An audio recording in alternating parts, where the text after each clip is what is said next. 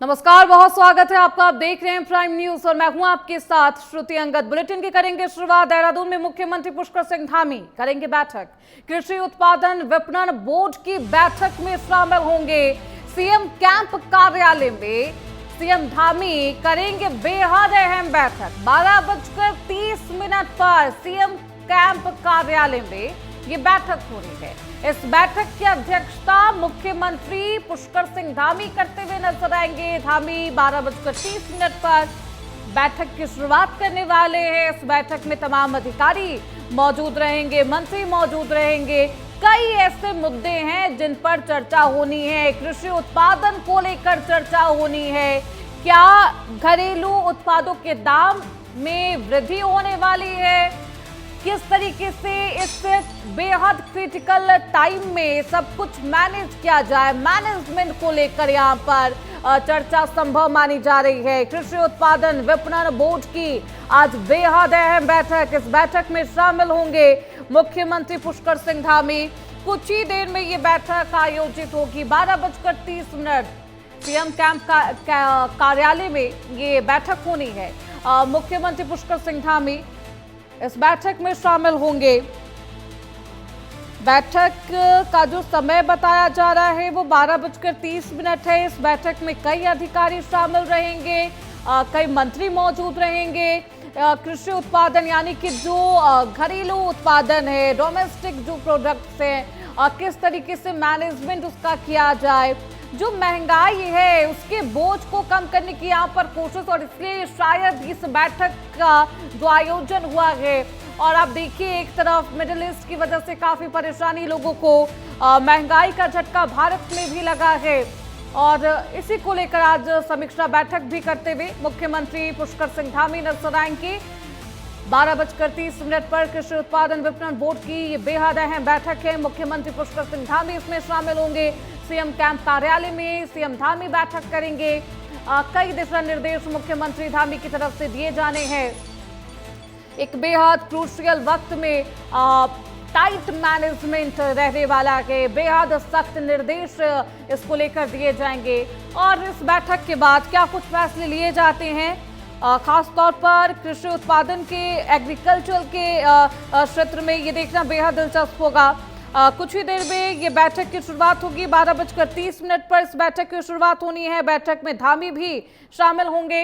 हमारे साथ हमारे सहयोगी मदन जुड़ चुके हैं, और देखिए इस बैठक की शुरुआत होनी है। 12:30 पर सीएम कैंप कार्यालय में बैठक होगी।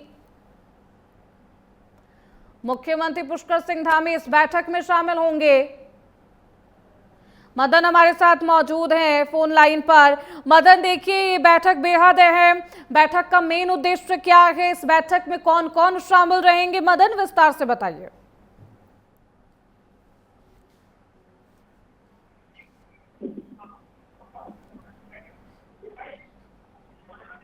मदन, आपको आवाज आ रही है?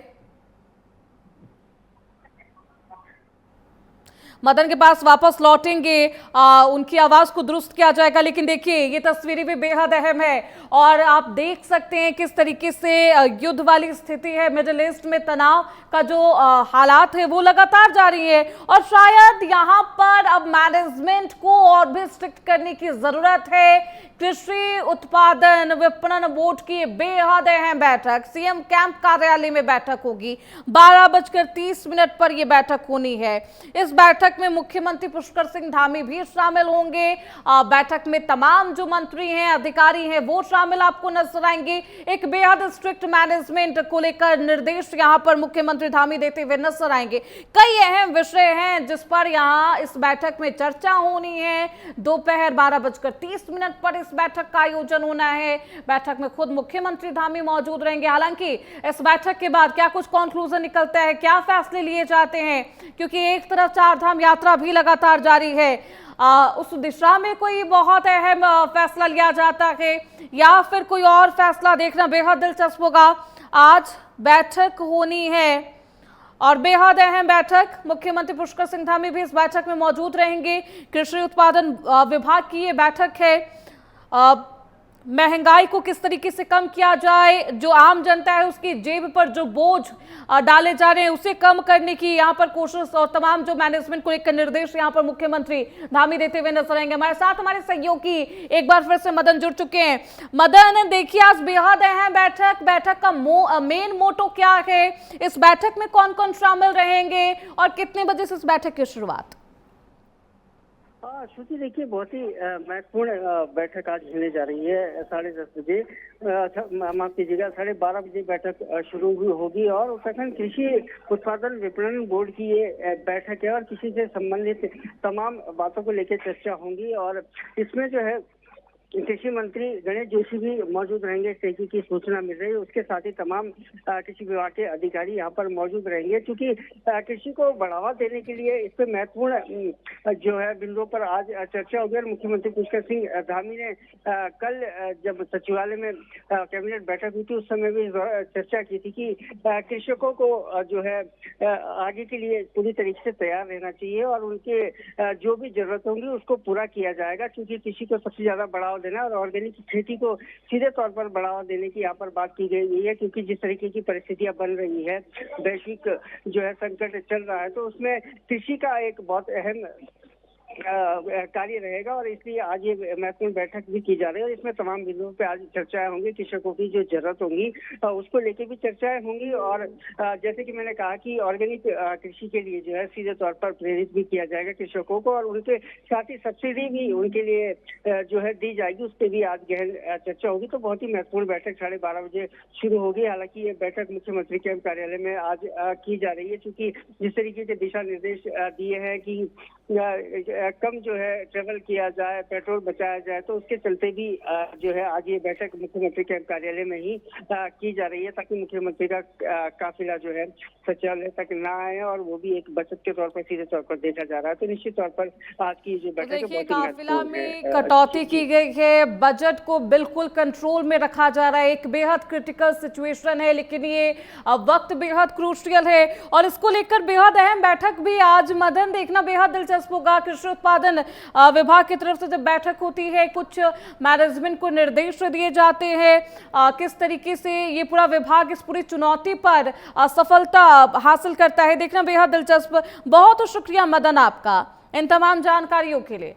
तो चलिए खबरों बढ़ते आगे। देहरादून में लोकायुक्त नियुक्ति मामले में हाई कोर्ट ने नाराजगी जताई है। राज्य सरकार को 24 घंटे में जवाब देने का निर्देश दिया गया। हाई कोर्ट ने कहा कि सरकार बार बार मांग रही है समय। कोर्ट ने पूछा कि पहले भी आदेश का अनुपालन क्यों नहीं हुआ है और बार बार आदेश देने के बाद भी इसका पालन क्यों नहीं हो पा रहा। जवाब पेश नहीं करने पर संबंधित सचिव होंगे पेश। संबंधित सचिव 15 मई को 11 बजे कोर्ट में पेश होंगे। 15 मई को होगी मामले की अगली सुनवाई और ये बेहद अहम सुनवाई मानी जा रही है। फटकार लगाई गई है, बार बार तमाम आदेश पारित किए जाते हैं कोर्ट की तरफ से, लेकिन उसकी अवहेलना की जा रही है।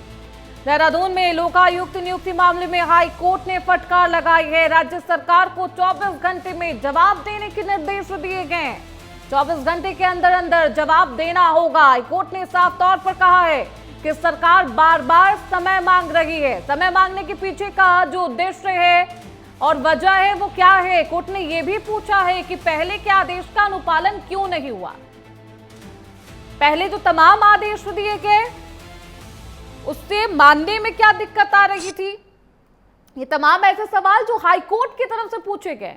हमारे साथ हमारे सहयोगी जितेंद्र पेटवाल इस खबर पर ज्यादा जानकारी के साथ फोन लाइन पर जुड़ चुके हैं। जितेंद्र, मामला क्या है? हाईकोर्ट की तरफ से सरकार को क्या कुछ कहा गया है, क्या वर्डिक्ट रहे? उत्तराखंड में लोकायुक्त की नियुक्ति होगी और भुवन चंद खंडूरी जब मुख्यमंत्री थे तब ये कवायद शुरू हुई थी। उसके बाद हरीश रावत ने इसको आगे बढ़ाया था, लेकिन उसके बाद फिर जब नई सरकारें आई, ये बीजेपी के ही कुछ जो नए मुख्यमंत्री आए उन्होंने इसमें कुछ अमेंडमेंट करने शुरू कर दिए और उसके बाद ये मामला कोर्ट चला गया और तब से अब तक ये कोर्ट में लटका हुआ है। कई बार कोर्ट से जो जनहित याचिकाएं जब लगी थी तो कोर्ट से सरकार को इसमें अपना पक्ष रखने के लिए कहा गया।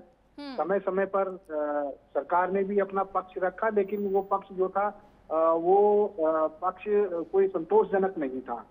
अब सख्त रुख एक बार फिर नैनीताल हाईकोर्ट ने अपनाया है और सरकार से पूछा है कि लोकायुक्त की नियुक्ति को लेकर वो स्पष्ट करे कि आखिर लोकायुक्त की नियुक्ति उत्तराखंड में क्यों नहीं हो पा रही है।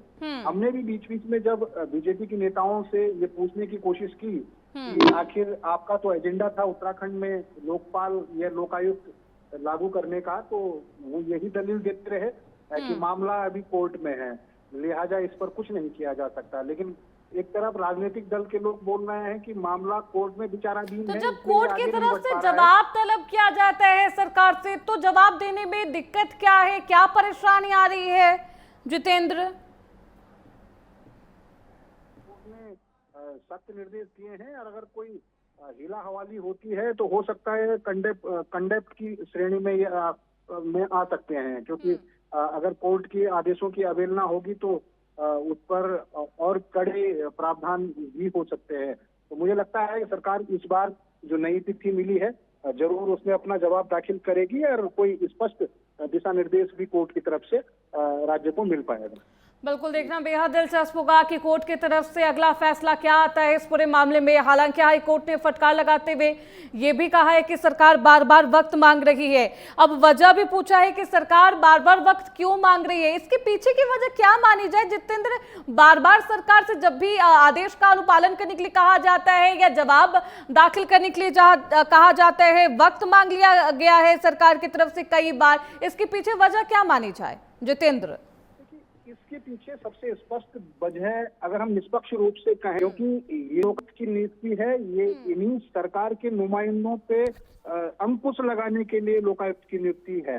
हाँ। जिस तरह का वातावरण आज देश या प्रदेशों की राजनीति में बना हुआ है कि जो वरिष्ठ राजनीतिक पदों पर बैठे हुए व्यक्ति हैं उन पर सीधा किसी का हस्तक्षेप अभी तक नहीं है। अगर लोकपाल या लोकायुक्त की नियुक्ति हो जाती है तो एक बॉडी मॉनिटरिंग की ऐसी आ जाएगी जो इनके कामकाजों पर नजर रखेगी, और ऐसे में कहीं ना कहीं अगर कोई हीला हवाली होती है तो उसमें कार्यवाही का भी प्रावधान होगा। तो मुझे लगता है यही डर राजनीतिक दलों के व्यक्तियों को किस तरीके की हीला हवाली की संभावनाएं जितेंद्र यहाँ पर है?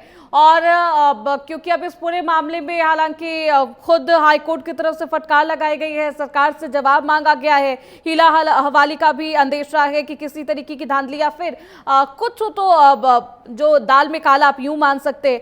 जांच का ये विषय है, जांच जारी है, कोर्ट की तरफ से क्या कुछ आदेश आते हैं देखना बेहद दिलचस्प होगा। बहुत शुक्रिया जितेंद्र पेटवाल आपका इन तमाम जानकारियों के लिए। चलिए खबरों में बढ़ते हैं आगे। उत्तराखंड के मुख्यमंत्री पुष्कर सिंह धामी ने छत्रपति संभाजी महाराज की जयंती पर उन्हें श्रद्धांजलि अर्पित की है। मुख्यमंत्री धामी ने सोशल मीडिया प्लेटफॉर्म एक्स पर पोस्ट कर उन्हें नमन किया है। सीएम धामी ने अपने पोस्ट में लिखा कि शिवाजी महाराज के पुत्र संभाजी महाराज ने मुगलों के खिलाफ अटूट साहस और वीरता का परिचय दिया था। उनका बलिदान, राष्ट्र प्रेम और स्वराज्य की प्रेरणा सदा देशवासियों को प्रेरित करता रहेगा। मुख्यमंत्री धामी संभाजी महाराज को श्रद्धांजलि देते हुए ये पोस्ट साझा करते हैं। ये पोस्ट आपकी टीवी स्क्रीन पर एक्स पर पोस्ट करके उन्होंने संभाजी महाराज को नमन किया है।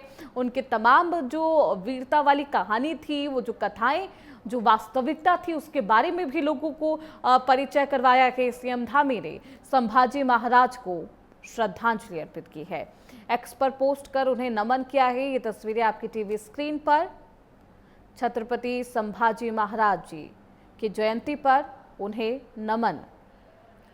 स्वराज्य का एक सपना जो संभाजी महाराज और शिवाजी महाराज वक्त से देखते आए, और आज एक बेहद अहम दिन मुख्यमंत्री पुष्कर सिंह धामी सोशल मीडिया पर उन्हें नमन करते हुए संभाजी महाराज को नजर आए।